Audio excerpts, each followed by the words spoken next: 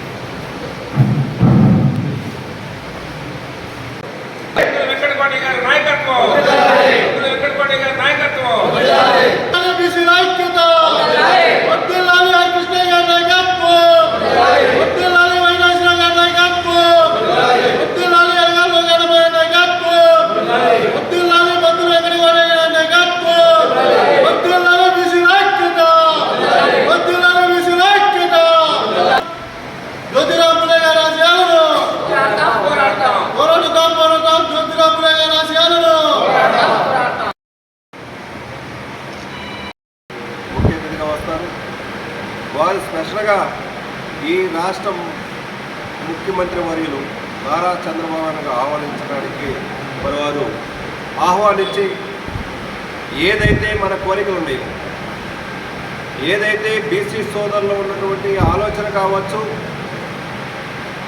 BC సోదరులు గట్టిగా మాట్లాడకపోవచ్చు, ఎదిరించకపోవచ్చు, కానీ 2014లో ఎలాంటి ఫలితాన్ని ఆశించారో చూశారు, 2019లో ఎలాంటి ఫలితాన్ని ఆశించారో చూశారు రాజకీయ పార్టీలు. అదేవిధంగా 2024లో కూడా చూశారు. బీసీలు ఎక్కడ చూపిస్తారు, ఓటు రూపంలో చూపిస్తారని అన్ని రాజకీయ పార్టీలకు కూడా తెలిసిపోయింది. కాబట్టి బీసీలకు అన్యాయం జరిగితే మళ్ళీ 2029లో చూపిస్తారని భయపడుతూ మనకు రావాల్సిన వాటా ఎక్కడ రావాలి, చట్టసభలో బీసీ బిల్లు పెడితే మాత్రమే మన హక్కులు మనకు వస్తాయి అని ప్రతి బీసీ సోదరుడు కూడా తెలుసు. మనకు రావాల్సిన వాటా, మనకి ఎన్ని సీట్లు రావాలి, అన్ని సీట్లు రావాలంటే మనకి బీసీ బిల్లు పెట్టాలి, మనకి రిజర్వేషన్ కావాలి. రిజర్వేషన్ ఉన్నప్పుడే మన అసెంబ్లీలో కావచ్చు, రాజ్యసభలో కావచ్చు, మనకు ఉన్నటువంటి లోక్సభలో కావచ్చు మన సీట్లు మనకు వస్తాయి. అది అందరికీ తెలుసు. కాబట్టి మా జాతీయ అధ్యక్షులు వారు తప్పకుండా ఒకటే డిమాండ్ అయింది, బీసీ బిల్లు పెట్టాలి, చట్టసభలో బీసీ రిజర్వేషన్ కావాలి, బీసీ మంత్రిత్వ శాఖ కూడా కావాలి డిమాండ్ చేస్తా ఉన్నారు. అది వచ్చే వరకు పోరాడతాను.